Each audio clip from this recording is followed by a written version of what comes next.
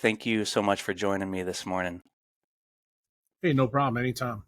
Yeah, your ideas are somewhat new to me. A couple friends have sent me some of your videos, and the first one I saw of yours was a YouTube video of decentralized medicine. It was about 45 minutes, and you're quite a paradigm pusher, and it seems like your ideas have been attacked and not understood. And I'm here to learn from you and also just to share some of your ideas to the general public. I think a lot of people are going to be listening to these ideas and they're going to probably be offended and somewhat turned off and misunderstand. And that's a good thing. I think when people are offended, it's a good place to start being more curious. So I appreciate you being here and I'm excited to get into some of your ideas.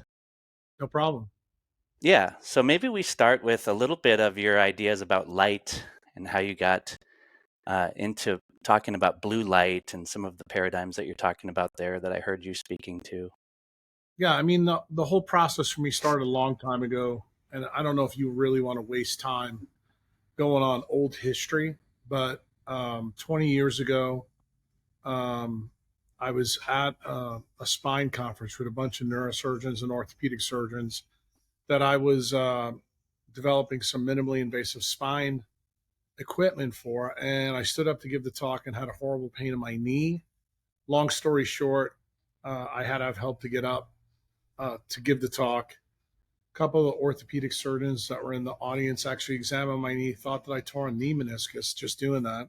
And I was like incredulous. I'm like, I thought to tear a knee meniscus, you had to have a ski accident or something else. And they said no, and da da da da. And one of the interesting things happened. This actually came from an orthopedic surgeon who I really don't like. His wife, however, came up to me and she goes, I think I know why this happened. I'd like to share with you some stuff. My husband says you're a smart guy. And long story short, she worked for a big biotechnology company in California. So she sends me a book and 6 papers. The book was called The Monk Who Sold His Ferrari. It's a fable, fake book by Robin Sharma. And then the 6 papers were all tied to this hormone leptin, which I didn't learn anything about in medical school. The reason why is I had already graduated medical school and leptin was discovered in 1994. So obviously there was nothing in the medical school library when I was there about it. So I didn't learn about it and I was very interested.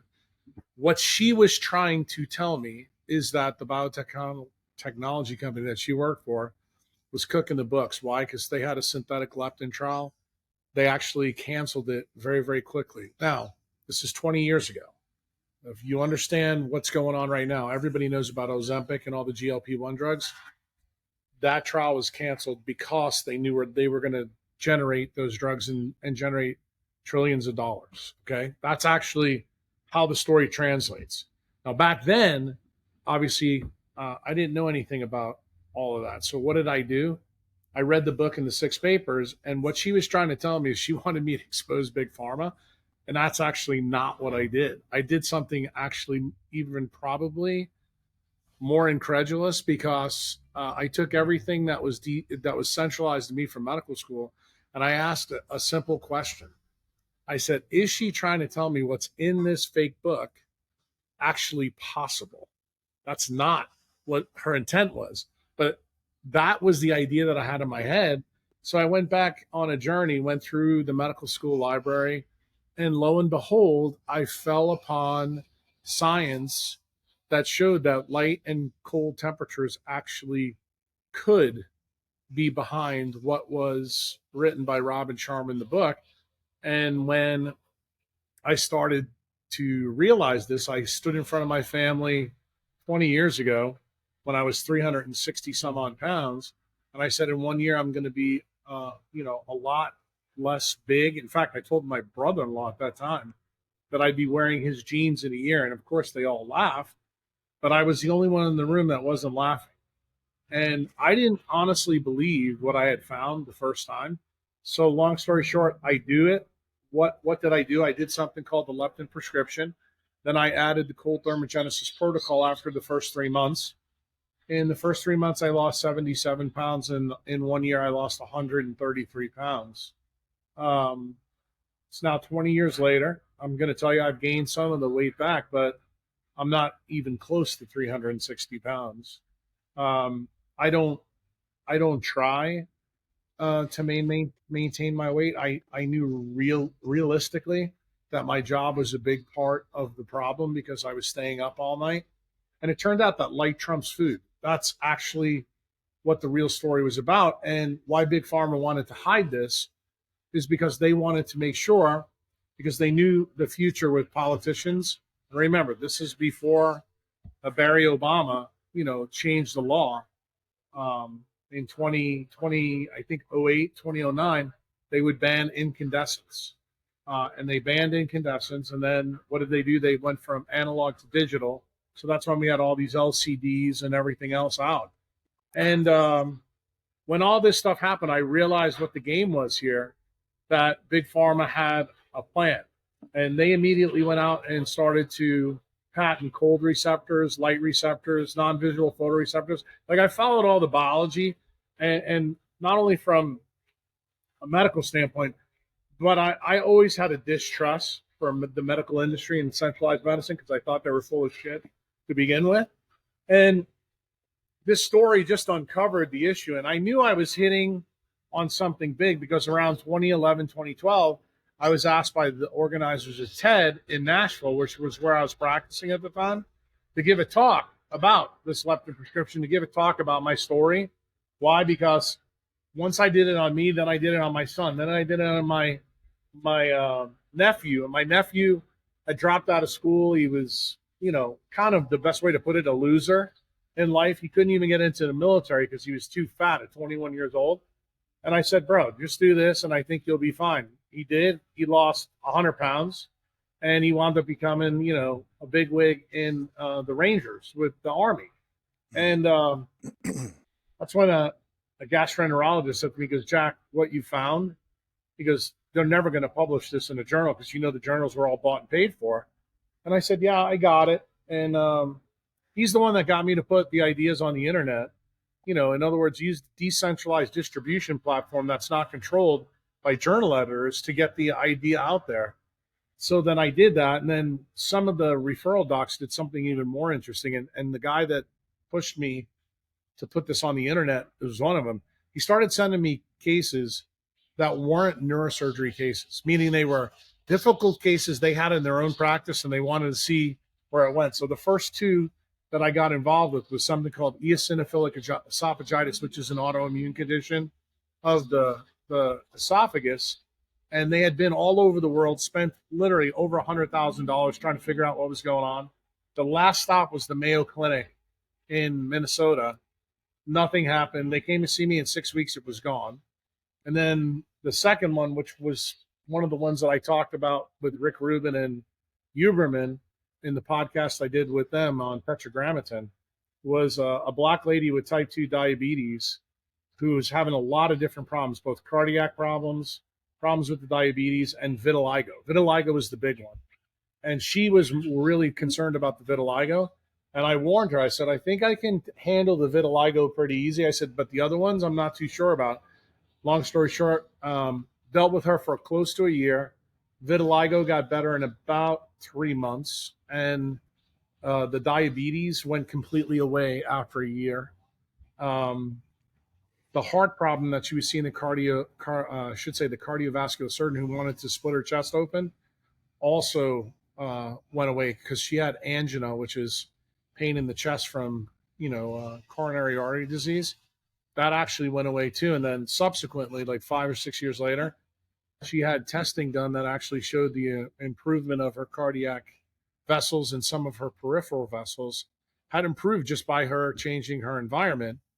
So, of course, I knew I was onto something big, and I knew I was onto something that Big Pharma didn't want out. And when I did the TED Talk, literally, I think the TED Talk was out for maybe a month before they banned it. And it was censored.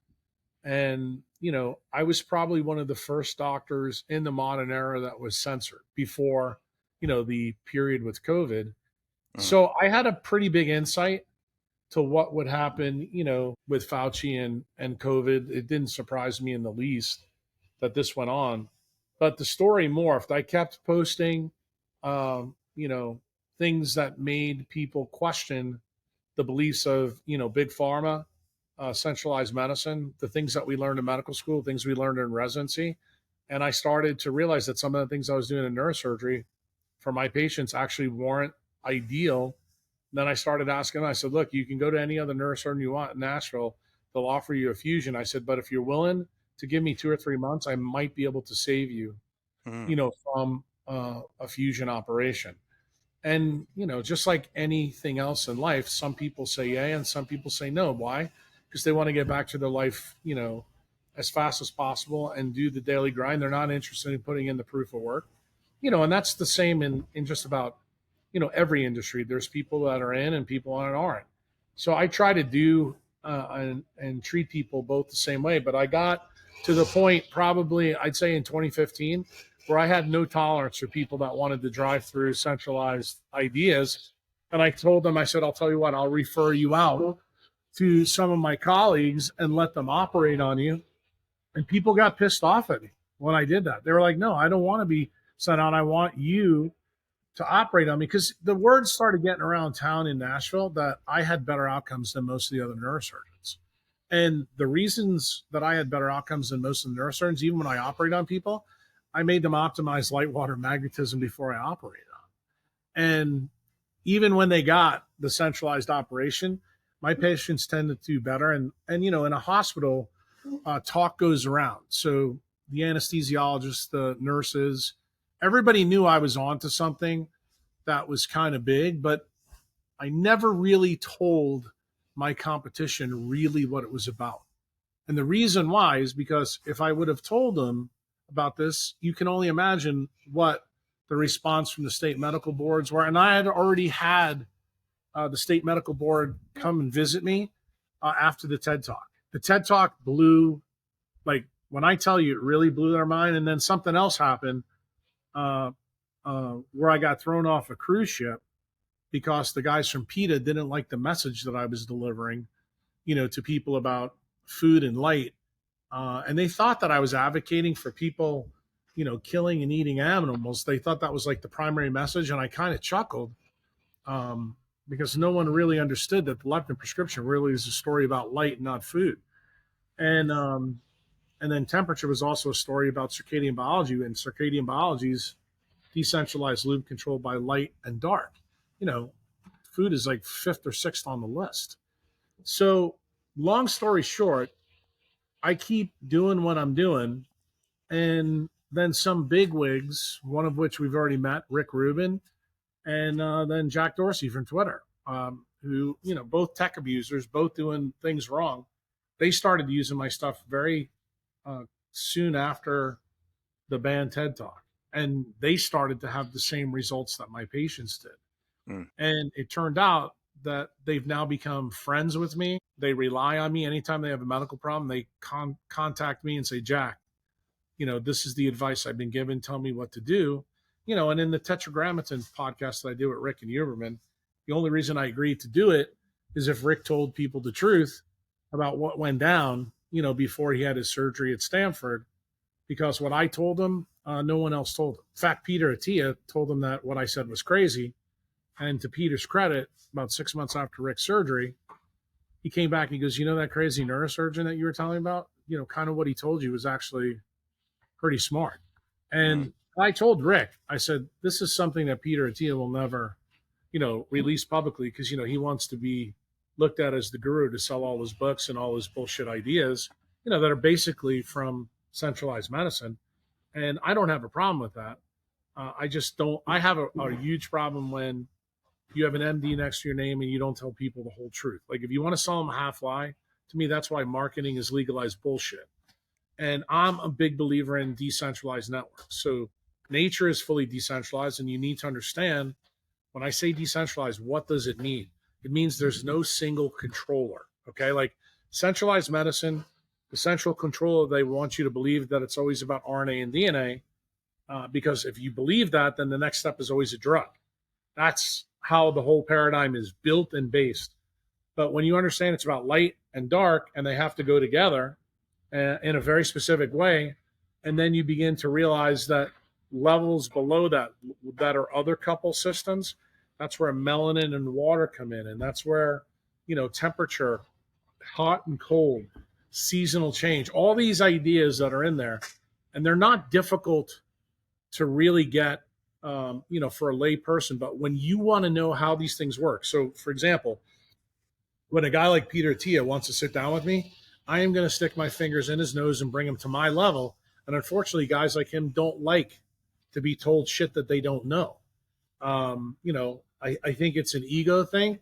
I mean, I guess it was probably may have been an ego thing for me if somebody would have told me, but my punch in the mouth was the torn meniscus, 20 years ago at that meeting. And I thought to myself, this is the craziest thing I've ever heard in my life.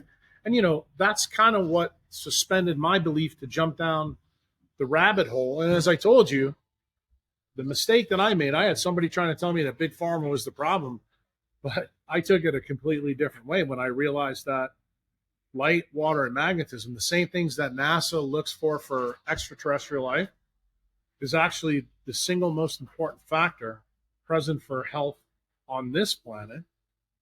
And then COVID happens. And, prior to COVID, Jack was a crazy son of a bitch. Everybody thought I was nuts on the internet, a lot of my friends, colleagues. And I think that probably made up maybe 60 to 70% of the people out there. But 30% knew that I was onto something pretty big. And when COVID happened, the dominant paradigm, which was Fauci and all his bullshit, told people to stay off the beach, stay inside, social distance. And I'm going, this is the stupidest thing I've ever heard of. If you understand how viruses work and vitamin D works, I said, everybody should be naked outside and you'll never get COVID. And then we started seeing data through COVID that Black people and brown people and people who were obese, people who had comorbidities would do worse. Why? Well, all those people had no melanin. Again, melanin is a story of light and dark. And it was stunning to me. So I started to get, how shall I say, malignant on social media. And, at that time, the paradigm that we're in now, since, the guy from Telegram just got arrested in France, now it's kind of looked at the societal normal that we should shut people up by just locking them up and censoring them. Well, I decided to start posting some of the most controversial things on Twitter. And now you probably know how I got away with that, because Jack Dorsey wasn't going to, ban me. In fact, he was following everything that I was teaching people because he was injured by, blue light non-native EMF that, is embedded even in his platform. And he didn't want to see people get hurt. He goes, no, you say what you have to say. So what was the collateral effect of that mistake? The big fuck you to the world? Oh, Nayib Bukele, president of El Salvador, starts seeing my stuff on Twitter and go, wait a minute. This guy is saying everything opposite to what my health ministry is telling me to do. Remember, he's not a scientist. So as soon as the treatments from the WHO come out, Bukele starts to notice that people in his country aren't doing so well.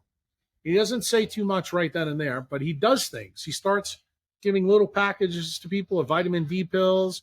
He starts telling them to go outside. Like, he's breaking some of the rules of the WHO. And then when the shit really hit the fan is when the jabs came out.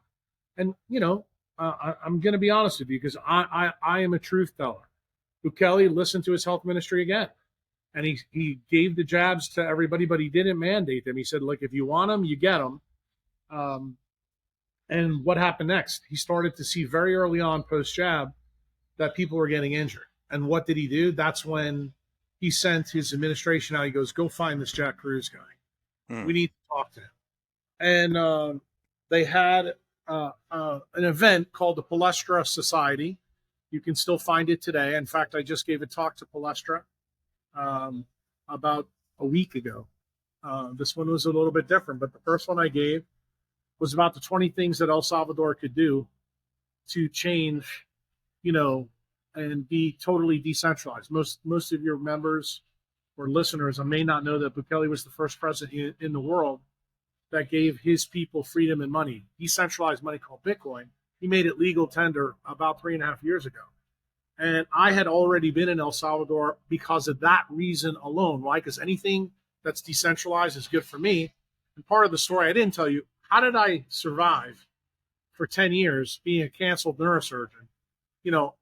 Bitcoin was the reason why. Why? I was able to make more money doing Bitcoin than I was doing neurosurgery. So it was really easy for me to be a shit stirrer and an agent provocateur because I found something that was also decentralized that actually furthered my message. So when I gave the talk to the Polio Society, we were under Chatham rules at that time. We weren't allowed to talk about what we said. And ironically, through the whole 3-day event, I was supposed to speak early on. And at the event, I was pretty appalled that many of the guys that are at this event were guys that were following a lot of Ray Pete stuff. And I have a huge problem with Ray Pete. And these guys are smoking cigars, drinking Coca-Cola and orange juice. And me and my nurse were there. And we're looking at each other. We're like, this is the craziest thing ever. It's supposed to be a health event that they're presenting to the administration the best ideas. And this shit's going on. I literally wanted to leave the first day. And then my nurse, to her credit, said, don't leave. She goes, do what you do. So I started critiquing every single talk. And dude, I didn't hold my tongue. I mean, I was a total shit stirrer. I said, if I do this in the United States, why should I change my modus operandi here in El Salvador? And guess what happened? The people in the audience that were paying attention stood up and go, wow, not only is this guy a shit stirrer, but he's got the science to back it up. And what did they do? They pushed my talk further and further and further back. Why?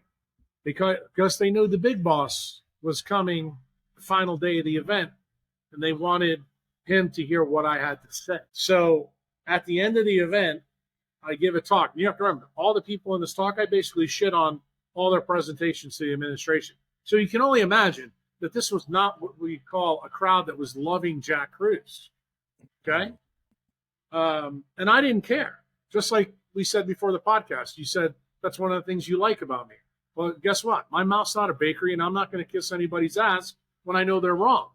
So I got up and gave the talk, and the coolest part of it was all these guys were ready to rip my head off. By the end of the talk, they're all standing in a stadium format in Playa Mazada. People actually are having cell phones out, breaking their own rules, video in this talk. And I started the talk with Depeche Mode's Policy of Truth.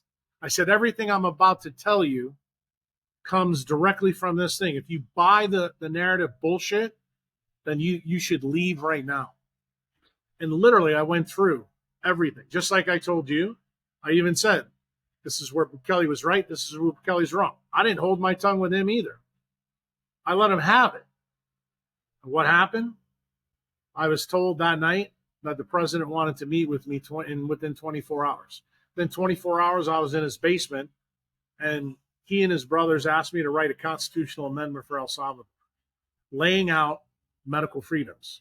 And what I was told in that talk is that he was pissed off that he was lied to also by centralized scientists. Why? Because he told me he's not a scientist. He goes, but Jack, we can't let this happen ever again. He goes, I fixed this once with money with Jack Mahler's. He goes, now I need to fix it with medicine.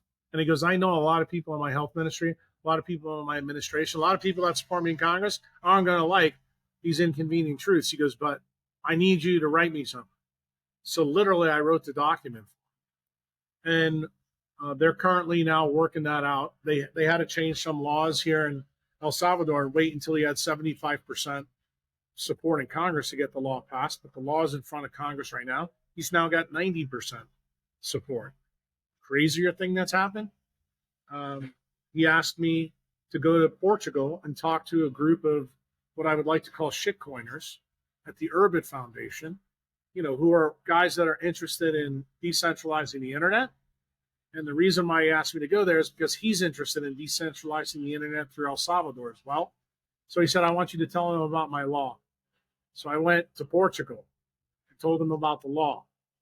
Then I get a phone call from Nicole Shanahan, who's Bobby Kennedy's, VP. This is when she wasn't the VP. She was the wife of Sergey Brin, or I should say the ex-wife of Sergey Brin, who had a child with a problem. She goes, I need your help. And I lit her up like a Christmas tree. Why? Because I said, you're a patent attorney that knows where all the bodies are buried in Google and Meta for the blue light. I said, you are the bane of my existence. And I was not kind to her at all. And she said to me, she goes, I'm going to give you $100 million to build a decentralized system in El Salvador. And that's when the game got really interesting. I realized that she wasn't full of shit. Hmm. And I got her to donate $5 million to save a computer company called Daylight Computer, which is the only computer on planet Earth that doesn't use blue light in its screen technology. And this was a computer that the VCs in Silicon Valley tried to put out of business, specifically Sergey Brin. Why? Because they knew that if you got rid of blue light in technology, that you would decrease, the addiction factor tied to technology. And that's why they tried to do it. So to Nicole's credit, she did that. And then she donated $20 million to a guy who I directed her to, a guy named Francisco Gonzalez Lima, who's one of the centralized guys at the University of Texas system, who is actually interested in studying red light. Why is red light important? Makes up the dominant part of sunlight, which is about 43% infrared A. And it turns out everything in mitochondria work on that. And autism is a mitochondrial disease at its core. And I said, I can tell you exactly, Nicole, where autism comes from, but nobody who's in the centralized paradigm will believe a damn thing I say, because they think, it's something that you're born with genetically from RNA and DNA, and that's total bullshit. I said, I'll even go a step further. I said, you donate this money to this guy to start the first step in proving that I'm right. I'll write you a blog about your daughter, Echo, that tells you exactly where I think autism comes from. And I sent it to her before it was ever put on my Patreon. And I laid the whole case out to her. And with that, she was stunned. She goes, I have never heard any of these ideas from anybody.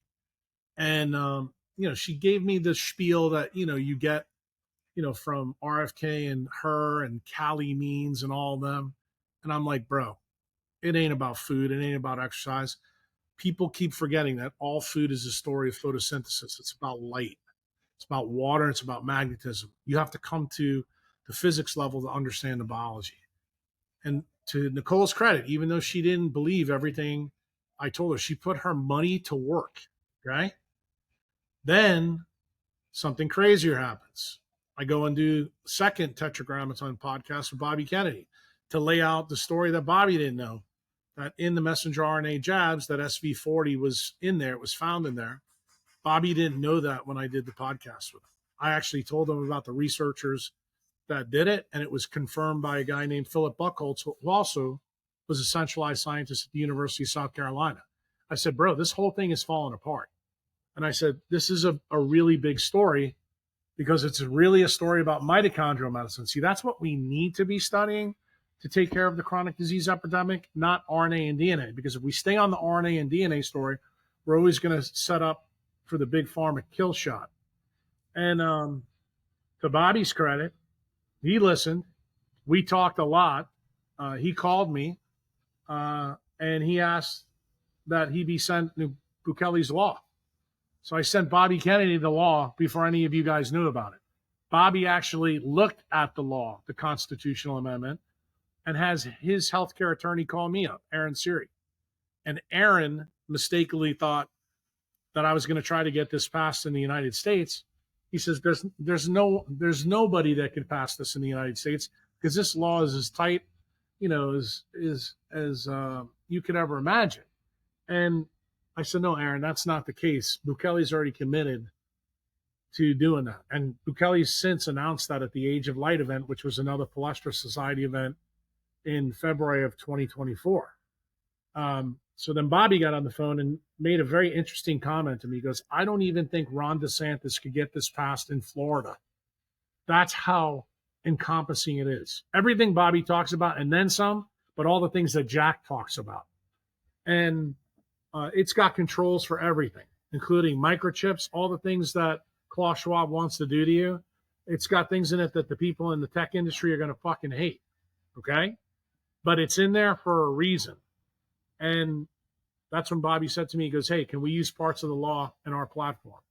And then magically you started hearing Bobby start talking about the chronic disease epidemic. Okay? That is how 2024 started and got laid out. And then Bobby taps Nicole to be his running mate. And if there's anything that's happened in 2024 up to right now, the one thing I think is pretty clear, that Nicole, who used to be the most progressive liberal ever, with the idiots that are in the DNC right now, she is broken free over this issue, this issue about chronic disease.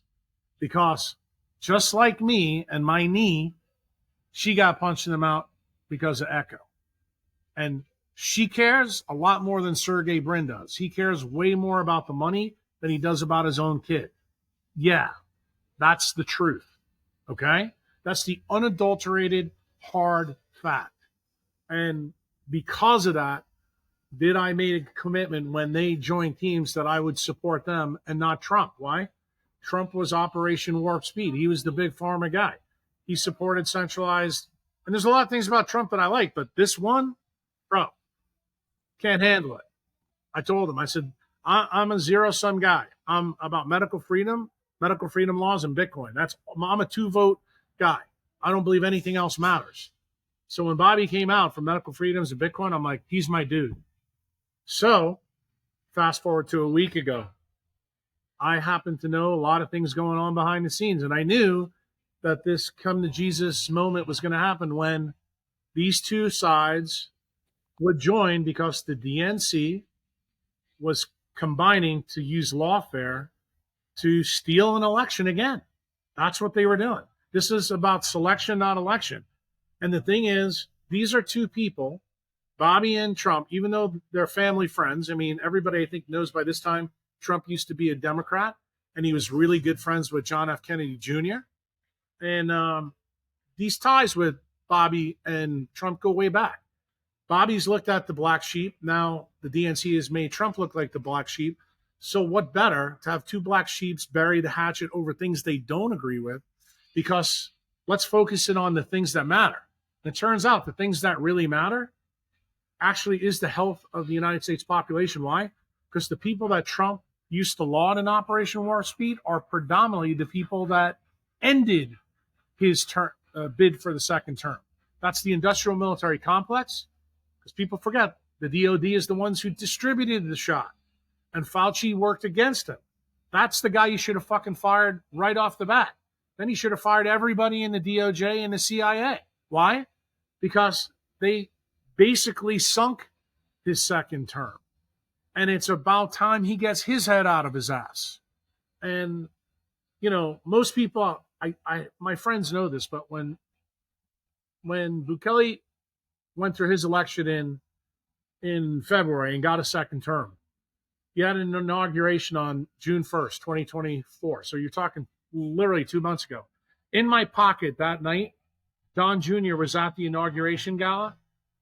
I was instructed to give Don Jr. a copy of the law as well. But unfortunately, there was too many of his flunkies around him to actually give it to him. So now that Bobby and Trump are on the same team, I'm pretty confident that Bobby and Nicole have shared with Donald J. Trump what the real deal is. So I'm going to tell you, Trump, Bobby, and Bukele, three politicians that are now beginning to go decentralized. You had Trump and Bobby at the Bitcoin Nashville event in Nashville literally 4 weeks ago, talking about making Bitcoin the global reserve asset to back the US dollar. There was no happier guy in the room than me. I said, but the big thing is we need to fix the medical freedom side of things. And I don't even think Bobby goes far enough. I think Bukele is the goat of all presidents. He is leading the charge. Why? Because he's going to put it in the Constitution. That's what we need. When you have a constitutional protection, that is returning freedom back to the people so that some of the bullshit that we have to deal with in the United States doesn't happen. But my ask is big. Okay? You can see that. My ask is big. But remember where I'm sitting right now. I'm in El Salvador, my friend. There's a reason for that. Because I believe this politician doesn't have his head up his ass, and he's very serious about totally changing the world. Am I flying back in October to vote for Donald J. Trump? I wasn't going to vote for him literally 10 days ago. But Bobby told me, if you're in a battleground state, which I am, in Florida, he said, you vote for Trump. The rest of my family who aren't in battleground states won't be voting for Trump. They'll be voting for Bobby Kennedy so we can get 5%, so we truly can get the third party, the party of truth, the party that is against the RNC and the DNC. Why? Because, in my opinion, a large portion of the Republican Party, the rhinos, they're the uniparty. They're acting against the interests of the people. Those are the people that Thomas Jefferson warned us about. There's bigger criminals right now in Washington, D.C. than there was in 1774 in England. Right now, King George is a cream puff compared to these assholes in Washington, D.C. And what is the biggest criminal enterprise? The industrial military complex with Big Pharma. They need to be dismantled to smithereens. And I make no bones about that issue. And I know how I plan to do it is going to be tough. But I think I can do it best here in El Salvador. And will I be sharing that plan very soon with the people that I just mentioned to you in this podcast? Yes, I will.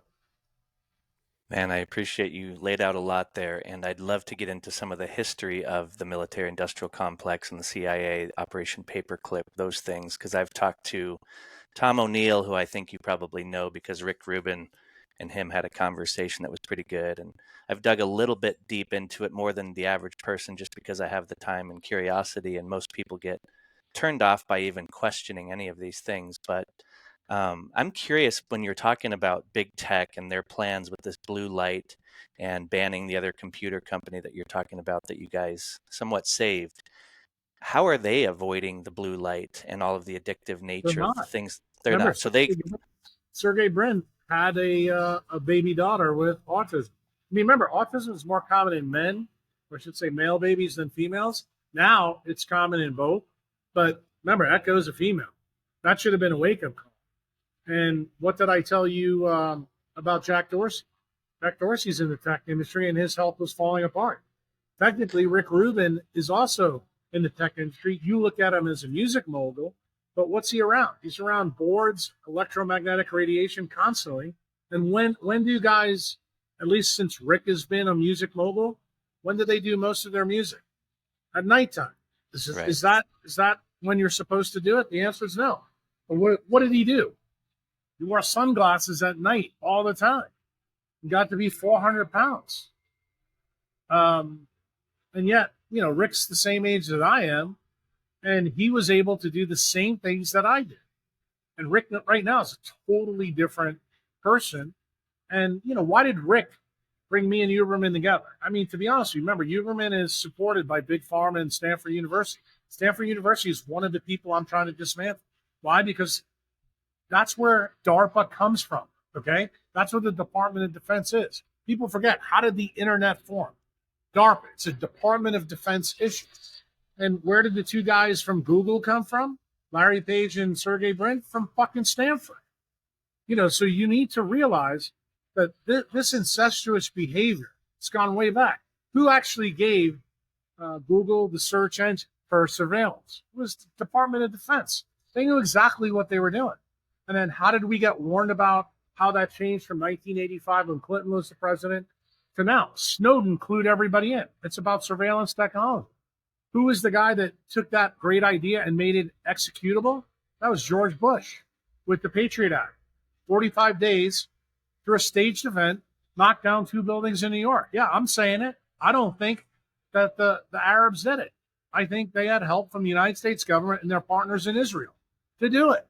And they did it by design. Why? Because their goal is to replace the U.S. Constitution with the UN Charter to get to a one-world government, so that you have guys like from Russia who run Telegram or Elon Musk who runs X to be muzzled, so that the people don't know what the truth is. And guess what?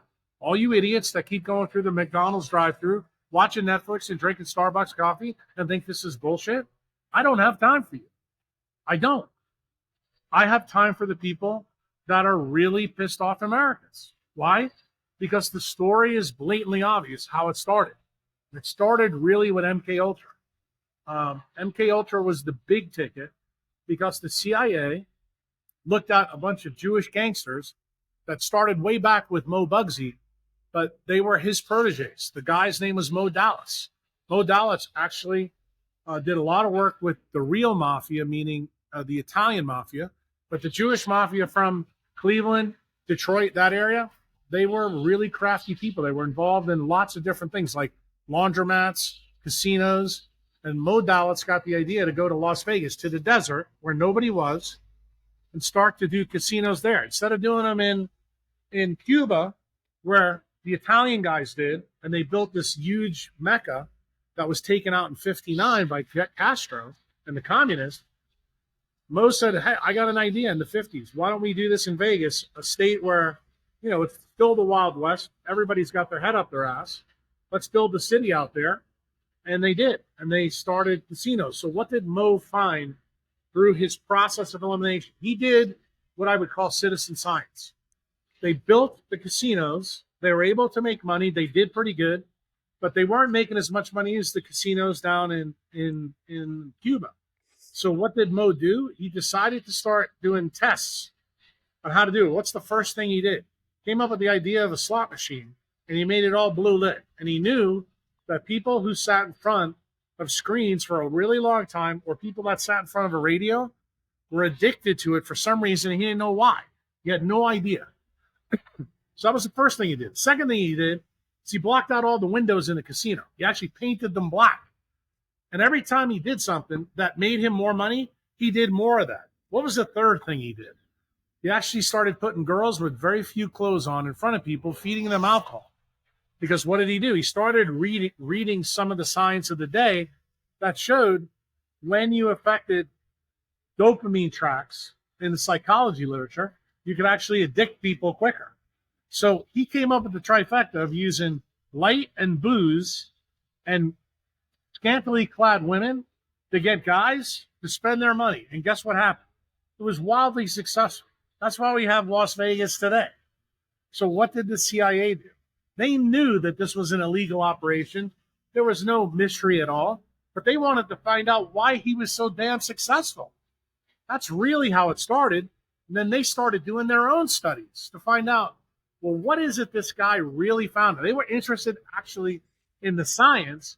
And they took some of the scientists they got from Operation Paperclip, and they started to put them together. Where most of this research went down, believe it or not, was in the sleepy South, New Orleans to be specifically, and they used a specific medical school. Why did they use that medical school? Because one of their CIA plants, one of the early church member people, was a guy named Alton Oshner. And he took over the medical school in Tulane, ran it for a period of time. And they used the Tulane Neurology and Neurosurgery Department to do a lot of the studies that were done in MKULTRA early. So the guy that was tasked with doing this work was a guy named Professor Delgado. Delgado went down to Mexico and got bulls, and they put wires in the bull's head and saw if they could control it with a controller that the bull would stop charging a matador. And it worked. Then the CIA said, let's do something different. Let's see if we can do it wirelessly using some of Marconi and Tesla's information. They were successful doing that. Then they went to the next level. They said, could we do this with light?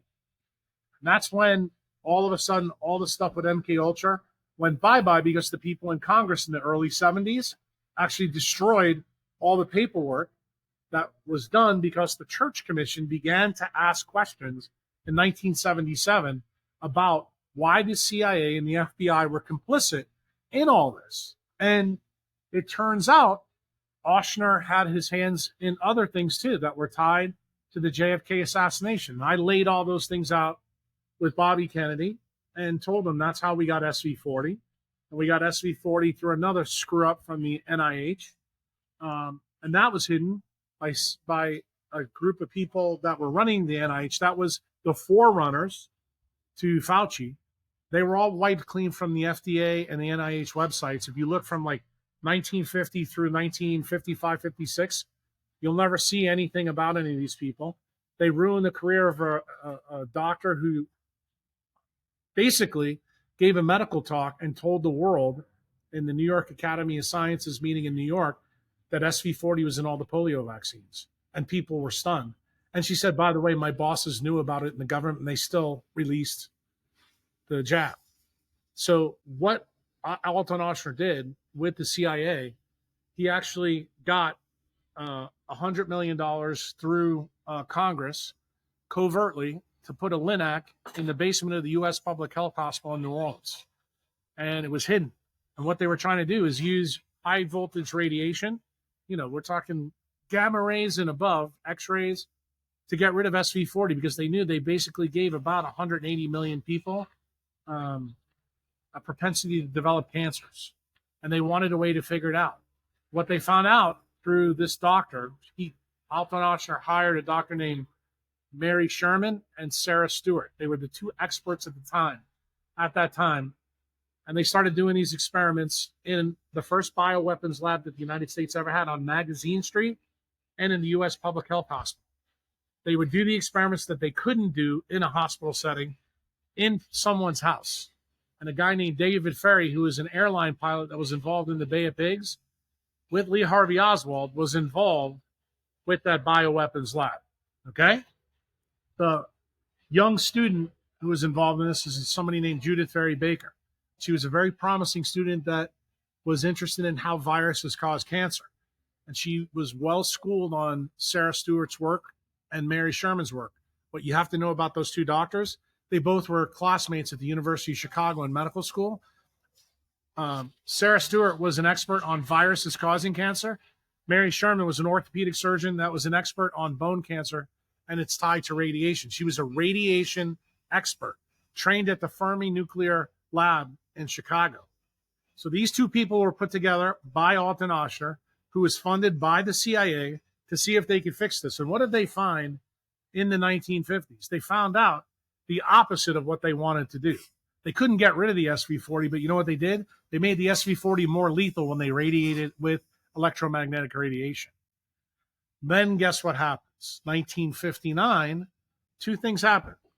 The mob gets completely wiped out in the casino business in Cuba. So you know they were pissed off, but it made Mo Dallas look like a rock star because he was doing casinos in Vegas that kept making money. Then the second thing happened. Alton Ochsner left Tulane. In fact, he was thrown out of Tulane because everybody knew that he was a right-wing conspiracy guy. Everybody knew that he had ties to someone nefarious in the government. So he started his own hospital on Jefferson Highway in New Orleans. Still stands there today. Okay? And in that hospital, he was in charge of taking care of most of the despots from Central America and South America. That's how he made most of his money. He protected them because most of them were right-wing politicians. So when I did my residency at Ochsner for 2 years, outside the front of the hotel where all these dignitaries would come, stood all the flags of all the South American and Central American countries. So, of course, you can imagine me, a kid from New York, starts asking questions. And I'm going, what's the deal there? I started finding out the whole story. And then my first year in residency, I meet a nurse named Virginia Garrison.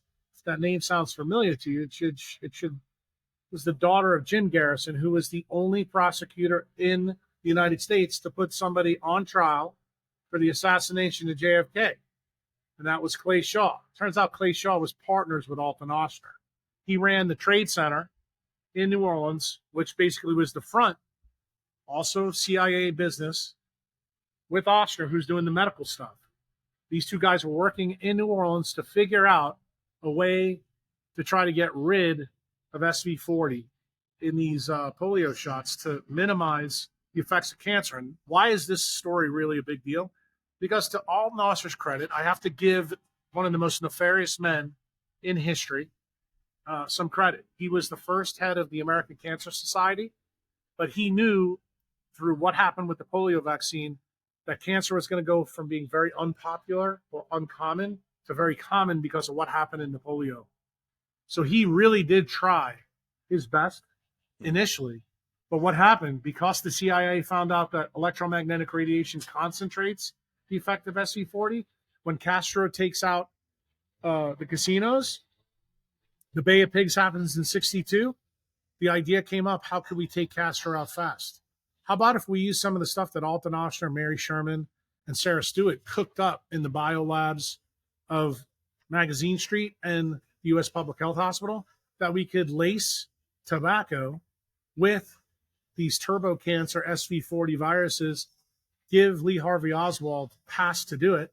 So now you begin to understand why Lee Harvey Oswald was able to go to Russia and come back with no problem. Because he was going to be delivering a target to Castro down the road to kill him with a turbo cancer.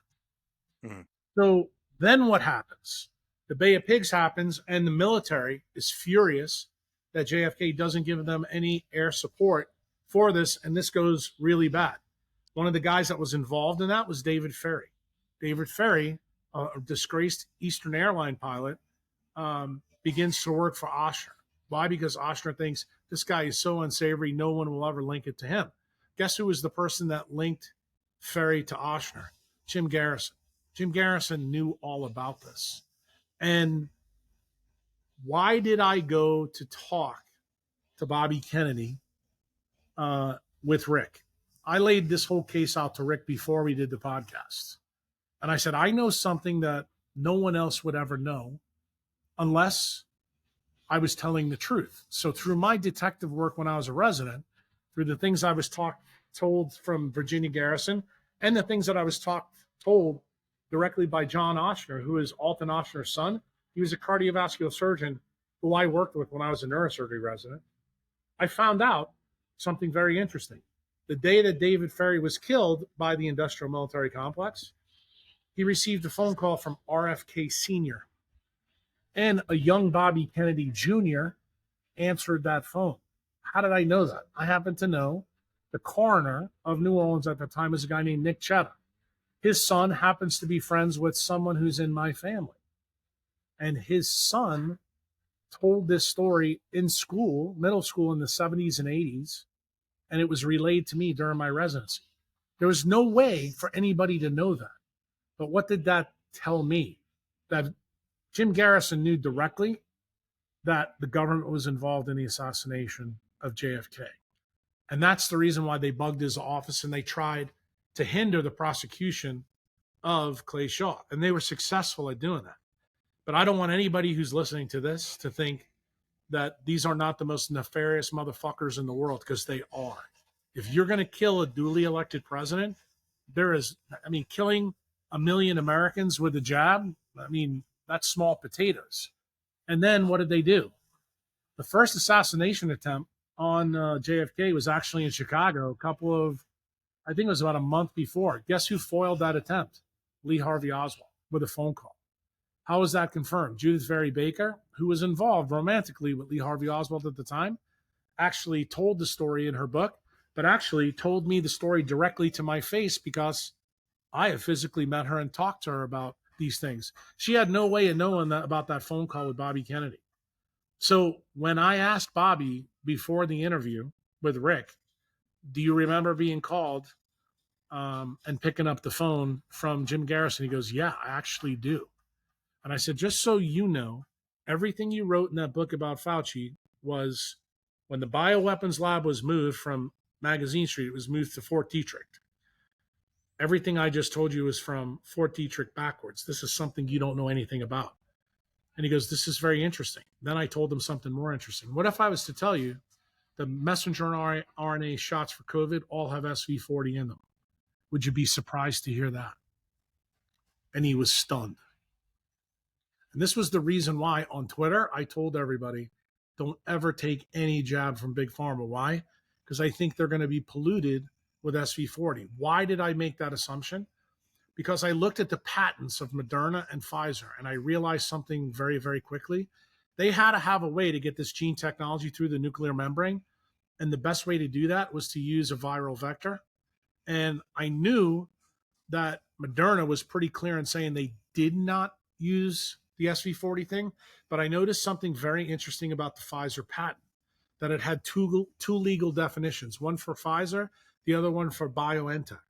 And I realized that what they were going to do is they were going to submit one to the FDA to get fast track approval through Operation Warp Speed, which is why Trump made the mistake. He trusted the fucking enemy within the gates, which is the DOD. They already did it once before with the polio vaccine. So doing it in COVID is a no-brainer. So this guy comes along named Kevin McKiernan, who is, in my opinion, the modern day Bernice Eddy, who, uncovered the story about SV40 in the original polio vaccines. He starts seeing all these people getting sick and having all these problems. Some people get the jab and they get sick right away. Then there's other people like who had cancer 10 years ago. All of a sudden that cancer comes back and it's stage 4. And he's like, something about this just doesn't make sense. So he is an expert in molecular biology. Just so you're clear, how expert? The people on the DNC don't want to hear this. Why? Because one of their big supporters, Craig Venter, used to work with Kevin McKiernan. Okay. He worked on the Human Genome Project when it was being done with the Clintons and the Clinton administration. And the interesting thing that Kevin did is he left that paradigm that was studying it on humans after the results came out, because the results didn't go the way everybody thought they were going to go. Everybody thought we are going to have 1,000, or I should say 100,000 genes, and monkeys and chimps would have 23 to 25. Turns out we have exactly the same number. And that kind of blew everybody's paradigm up, because it kind of told you that what we believed in centralized science, it wasn't an RNA and DNA story. And it also meant that genes, meaning Darwin and Richard Dawkins, also had their head up their ass. There's a big part of the story they're missing. And of course, to protect the big pharma franchise, we couldn't have this story getting out. So what did Kevin do? He actually started to work in medicinal cannabis. Why? Because he thought, if I can sequence genomes and put this on the internet, for future generations, this is not going to be a hot potato like, the other stuff with Craig Venter. Turns out he was wrong. Big Pharma went after that too. They don't want anybody using alternatives to what they're doing, so they went after him. So Kevin has been working in that industry for a really long time, but he has the skill set of the best virologists and genomic researchers on the planet. So what did people start to do with Kevin? They started to send empty vials of expired Pfizer and Moderna stuff to him to test. And what did he find? In every single vial, he found 2 things. He found evidence of DNA plasmids, which is contamination, which tells you the QA that was done on these things, it was done way fast and really sloppy. That's a huge problem because it sets you up for frame shift mutations and turbo cancers. But here was the big one. He found evidence of SV40 in the jabs. And what did? He did what any good scientist would do. He put the information on the internet. So what happens? The centralized shills that are getting paid off by Big Pharma and the DOD, namely Philip Buchholz, University of South Carolina, who is a nemesis to Kevin McKiernan, they get into this huge Twitter fight. So you know what Buchholz does? I'm going to shut Kevin McKiernan up once and for all. Guess what he does? He does the same test that Kevin did, same vials, and then did his own. Guess what he found? He confirmed Kevin's story. So then, to Philip's credit, he's blocked me on Twitter, but to his credit, he went in front of the Senate in South Carolina and said, look, y'all need to know about this. This is a big deal. The implications of this from a scientific perspective, that alone should have been enough to get the FDA, the DOD, the NIH, and Fauci to call and recall everything. Bro, did they do that? It's right now, what, August 25th, 2024, and we're still advocating these fucking jabs for people? Do you know how fucking nefarious that is? Given the story that I'm laying out to you. So let me just tell you something. When November 5th comes around and you vote for Kamala Harris, you are voting for the people that have done this to you. That is who you're voting for. Okay? And the people that are running Joe Biden and running the government right now, that's called the Department of Defense. Those are the people that are really running the government. They're the shadow government that you need to be aware of. They're the shadow government that Dwight Eisenhower, former 5-star general, warned us about in his farewell speech in January of 1961. He said, you better be careful with what we're cooking up. And remember, the guy who started that whole process, the whole DOD thing, was the former general, General Kruse, who ran the Manhattan Project. They realized that the military being in science was a really good gig. And that's how it all started. It's quite a story, and it's got a lot of threads that we could go off into. I appreciate you laying that out there. And I almost think people need to go back and listen to Huberman and Rick Rubin to get like a prerequisite. Yeah, you have to smell the park because, I mean, you hear this laid out. Everything I'm telling you can be fact-checked. I mean, I can tell you in Judith Very Baker's book, which I didn't believe, she actually came to my house in my clinic, with the original copies. I had in my hand the copies of both her and Lee Harvey Oswald working at the coffee factory on Tulane Avenue, and all the stories that I fact check on her. Because to be frank with you, I didn't believe her. Then did I take the story even further? Yeah, one of the guys who was an anesthesiologist that worked with me when I was a resident, his dad ran the primate center program that started in New Orleans and now is in Covington, Louisiana to this day. So I took my nurse and a couple of my members up to Covington, Louisiana. We came within 100 feet of the gate. You know who came out? Special Forces. You can't go there. Not allowed to be anywhere around there because guess what? That is now the same kind of factory that is in Wuhan. The difference is because the Patriot Act made it illegal to do gain of function study because it's the penalty of treason. Why did the Department of Defense take Anthony Fauci and made him the highest paid uh, employee of the federal government? Because he was tasked with moving the bioweapons lab offshore. That's where it is. It's in Ukraine and it's in Wuhan. Do you want to know the reason why we're having a Ukraine war? That's the real reason, bro. He's protecting everything he possibly can over there. That's the reason why Biden's a shill. That's the reason why Ukraine blew up the pipeline. Anything they can do to protect this story, they will do. And when I tell you that I do believe until we get rid of these people in the U.S. government, every single American is at risk. And no, do I have faith in you listening to this? That's why I come to you from El Salvador. And it seems like it goes far beyond the US. I mean, this is a global technocracy, and it seems to be a bigger plan Of where course it everything's is. interconnected by the big tech. And I don't know what Well, you want to call that, the transhuman movement. And you're yeah, talking about the Human Genome absolutely. Project, all these top players. I've been seeing that like borders are dissolving, and it's been an orchestrated effort going back a long, long time to Well, have that's what that the global government, Charter's right? about. Remember, Yeah. that's what it. When you want to know where it started, the Trilateral Commission that was out way before, the Church Committee. I mean, if you want to really look into the politics, who is the guys leading that? It's the Rockefellers. Who are the Rockefellers? What are they basis of? Of big energy and big pharma. I mean, basically, big pharma was built by the Rockefeller Empire. And you want to hear the irony, the bow on the story? Do you know where leptin was discovered? Rockefeller University in 1994. And you want to know why it was buried? Dude, this goes to the heart of the issue. If you really knew how leptin worked, you have no need for drugs. Dude, this is what fuels all this nefarious bullshit. Like, I try to tell people this all the time. When they changed the laws and allowed Big Pharma to start to advertise on TV, that's when the First Amendment was assaulted. Why? Because everybody who's on Big Pharma now works for the CIA, FBI, and Big Pharma. They're shills for them.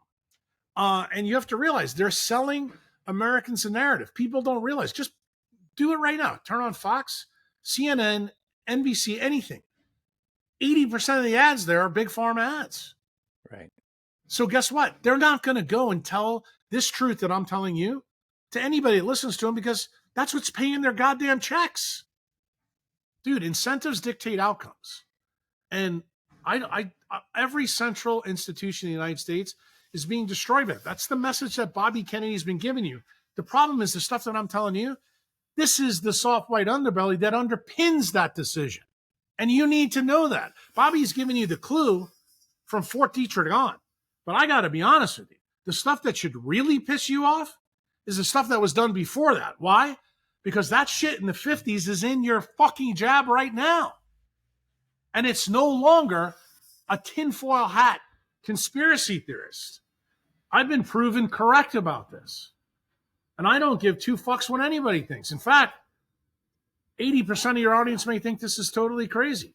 But I'm speaking to the other 20%. Because those are the people that I need to vote. The rest of you, I hope you stay watching Netflix, drinking coffee, and don't vote. Just get out of our way. Let us fix the country.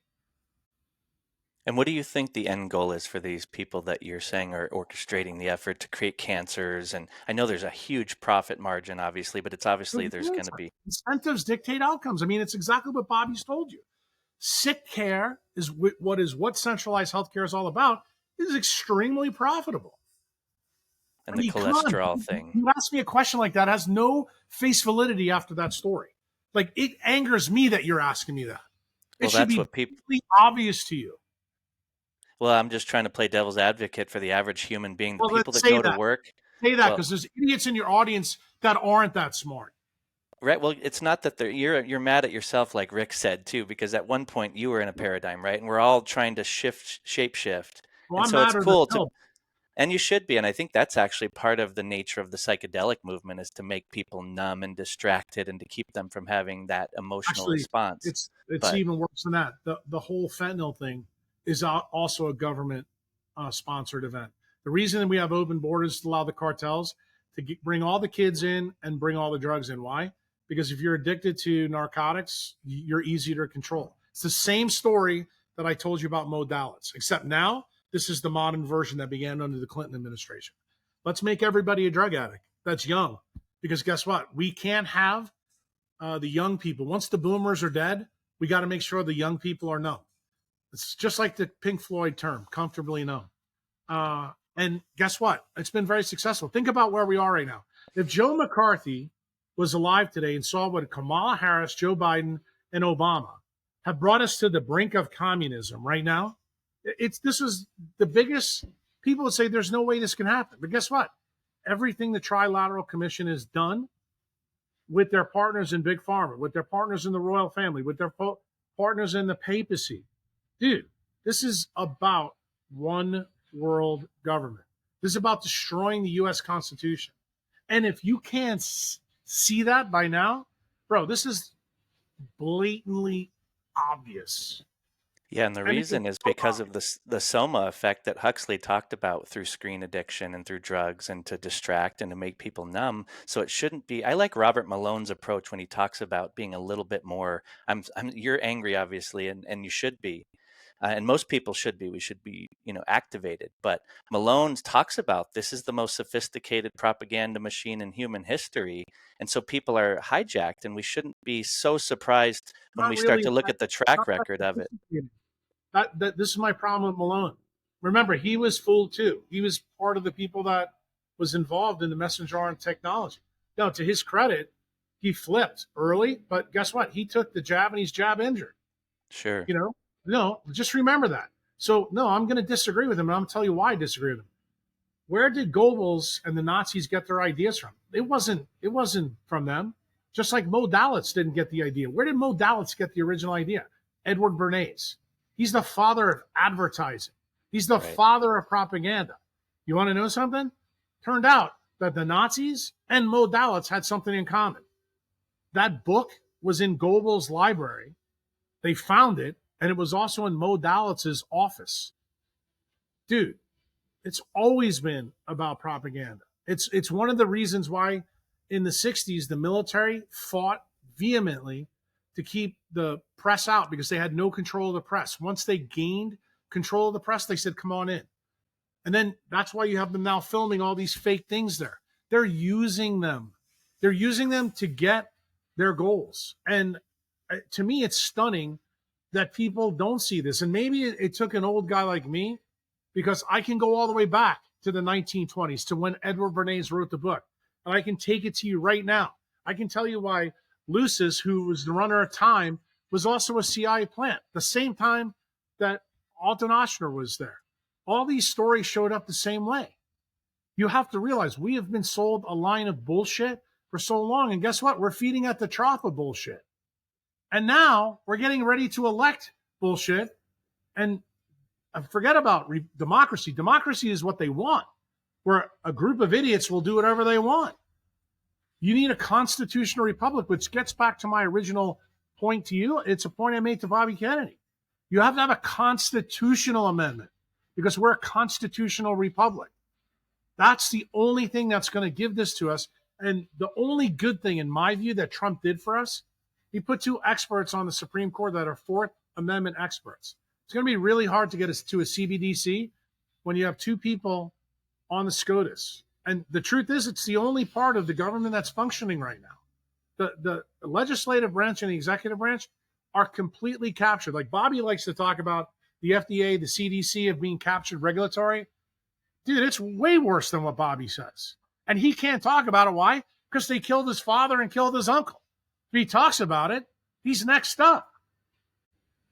Yeah, I'm actually surprised that he hasn't already been attacked. And I Yeah. don't know if you Talk to him. Dude, he's the day that me and Rick did our interview in Malibu, do you know that they had 2 people climb over the wall and his security team to kill him? Wow. You don't believe me, you can ask him about it. But, these are the things that the public doesn't hear about. And Bobby has to navigate some really interesting waters. Like, what he says publicly is not going to marry to what he says privately. And anybody who's not an idiot should understand why. They've killed 2 of his family members. Why do you think his family's against him? Truth? The family doesn't want Bobby running because they've already killed 2 family members. They are complicit puppets because they know what's going on. Why didn't Trump release? If you listen to what I said earlier, Trump was great friends with John F. Kennedy Jr. Many people believe that he was taken out by the same group of people that we're talking about on that plane. Why didn't Trump release the archives that are there? Because guess what? When Trump realized who was behind it, some of those people supported his presidency in the beginning. Israel for number one. And you know that he's a champion of Israel. You know he's a champion of the Mossad. He's got a son-in-law, Kushner, who helped move the embassy.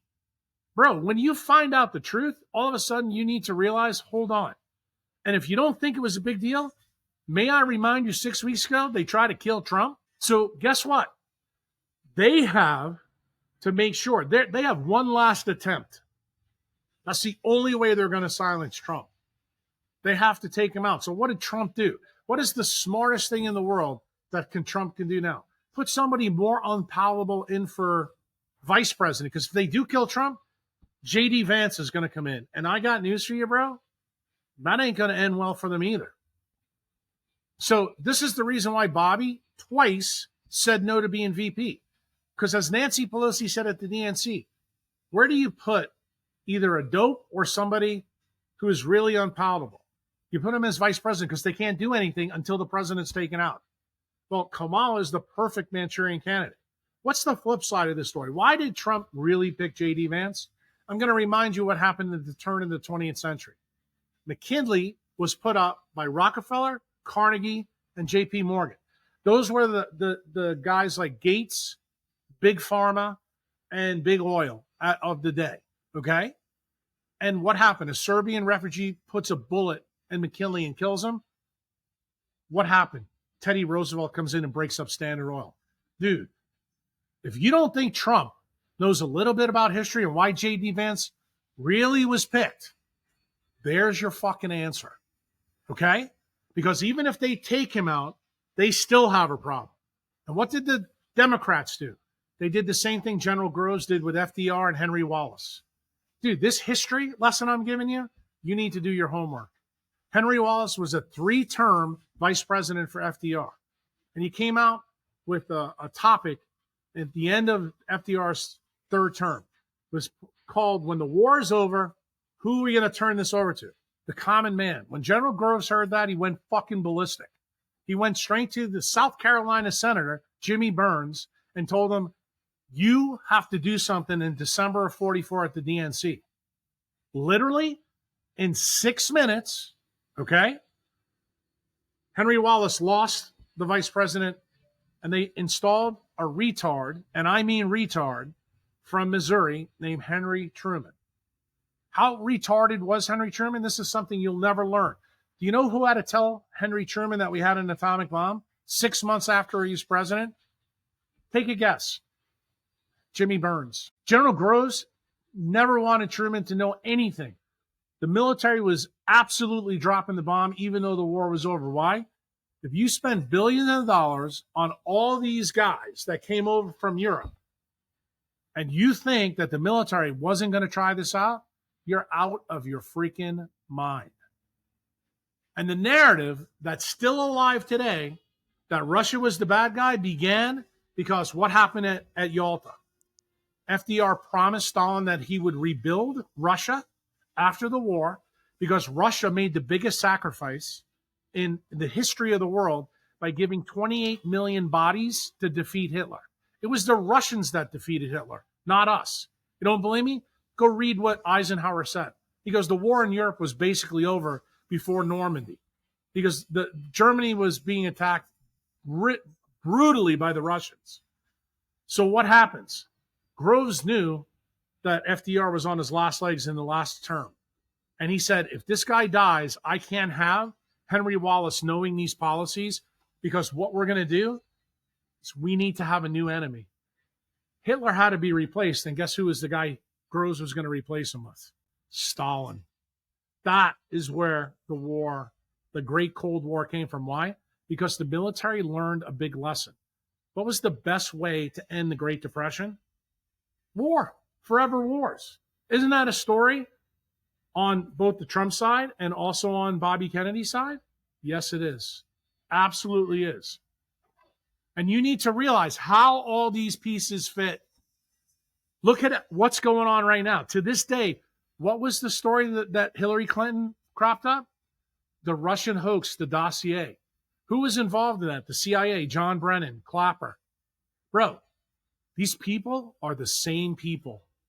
All it is now is General Groves' name has been changed. But they all learned. Who are the guys that were behind the Bush nonsense? Cheney and Rumsfeld. Also, the same players. One of them is dead, Rumsfeld. But that's how the Bush guys, what was their claim to fame? They got us the Patriot Act. They knew there was no way anybody in Congress would pass the Patriot Act unless some kind of terrorist activity happened on our soil to fool Americans to believe that a bunch of guys that live in a desert could fucking knock down 2 buildings in New York.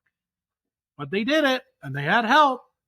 And the guys that helped them out were the same people that they had helped out before, through the JFK assassination. People don't like this inconvenient truth.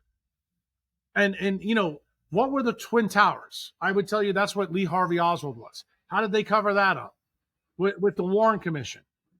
Look who was on the Warren Commission. Senator Hale Boggs. You know what? He was part of the Appropriation Committee that actually gave Alton Oster the $100 million to buy the Linac that was in the basement of the hospital I did my residency at. Want more? Who was else on that committee? John McCloy, who was the head of what? The bankers. Who else was on that committee? Gerald Ford, who took over for who? Nixon. Did you know that Nixon was involved in this plot as well? He was involved with Lyndon Baines Johnson. You want to know where the Uniparty started? It started right then and there. And who brought those two people together? The industrial military complex. Bro, nobody is getting in the way of these people. Nobody. And I'm going to tell you one last thing. It's we the people. The thing that Thomas Jefferson and James Madison gave us in the Federalist Papers, which is that Constitution, that's the one thing that these fuckers can't deal with. And they are doing everything in their power to replace the UN Charter, which is the reason why they support NATO. NATO is a UN Charter fucking shill organization. You need to know just how bad and big this story is. It's the biggest story never told. And it involves everything. It's involved in the banks. It's involved in big energy. It's involved in all the big institutions in the United States. But the big one, the leader of the pack, the people that really have been running this country since Harry Truman, that's the industrial military complex.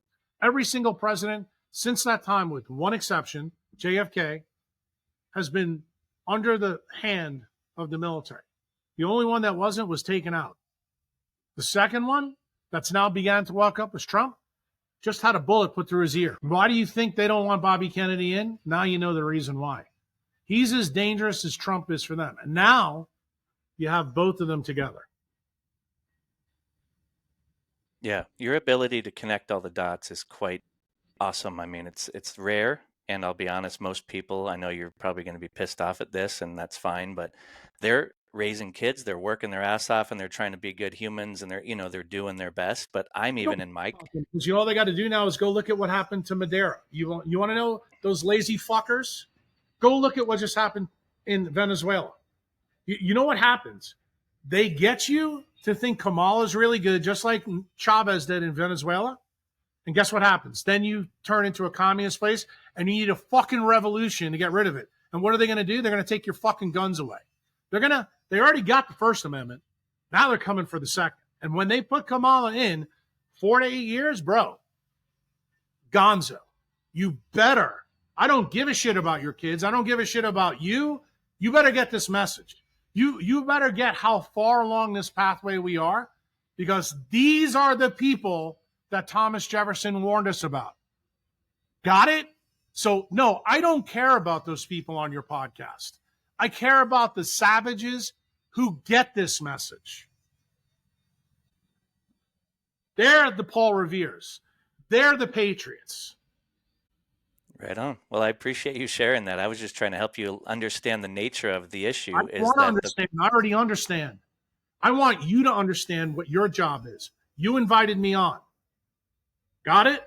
Get the message out. Why? Because we need those savages in your audience to begin to ask some of those questions. I want you to fact check every single thing that Uncle Jack said on this podcast. I want you to go research David Ferry. I want you to research Judith Ferry Baker. Go read his book or her book, Me and Lee. Go read Dr. Mary's Monkeys. I think the guy's name was Edward Haslam. Go read it all. Come back and tell me. I have met these people. This is not hearsay. I physically sat down with the people involved in this where I did my residency. I did my residency in New Orleans. I know this. I visited the place where the LINAC stood. The LINAC was in the basement of the hospital I did my residency at.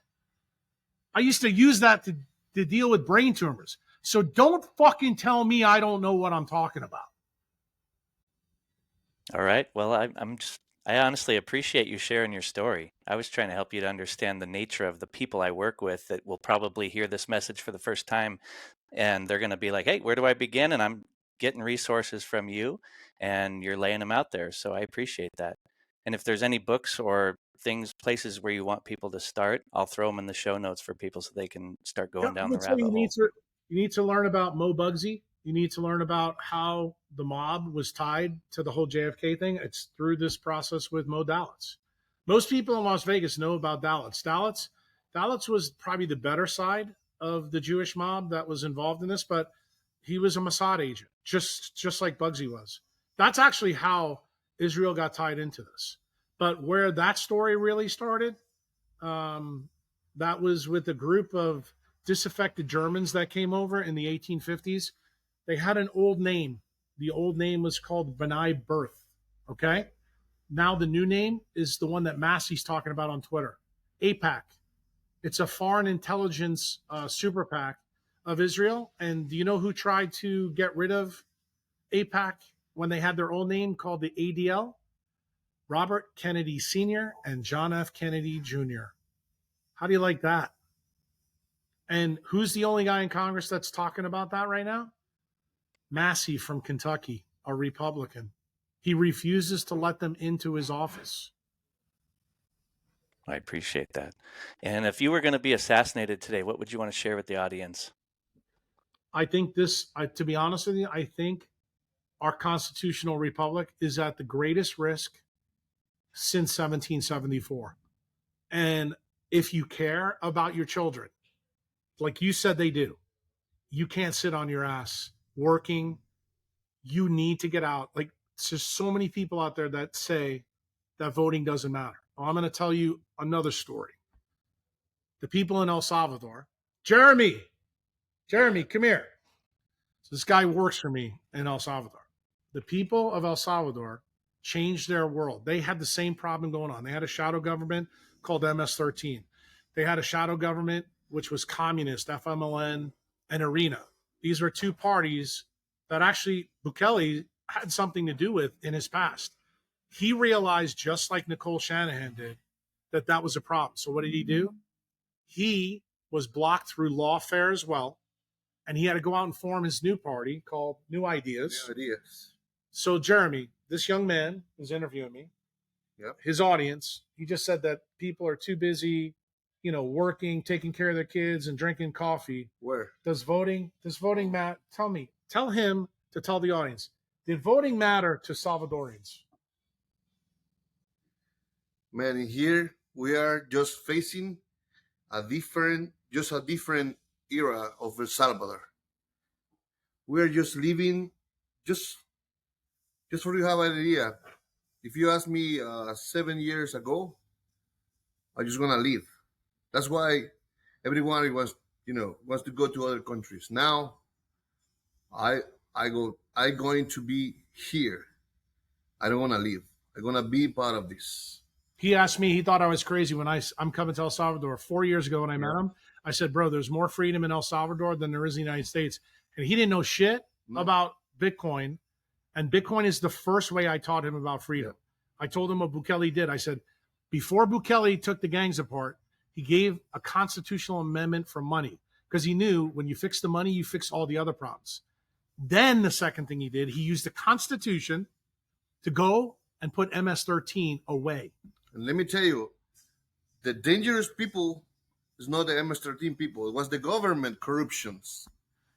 They were more dangerous than the people who got guns because they are doing shit, but they are with ties and everything.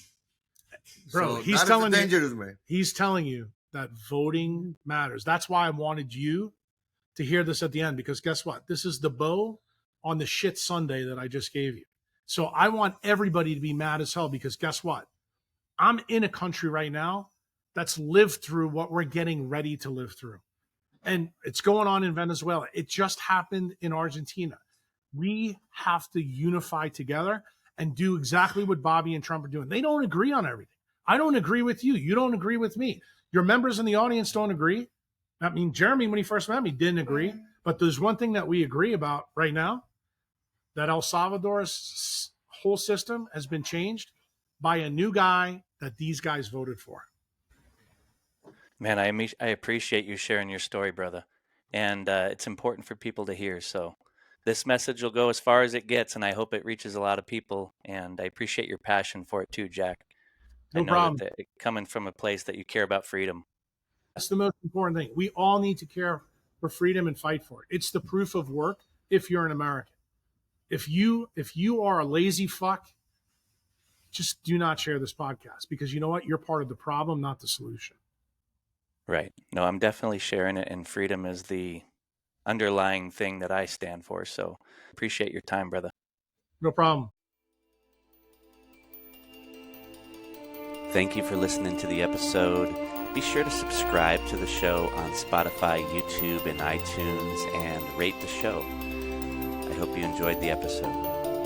What we call reality is in fact nothing more than a culturally sanctioned and linguistically reinforced hallucination.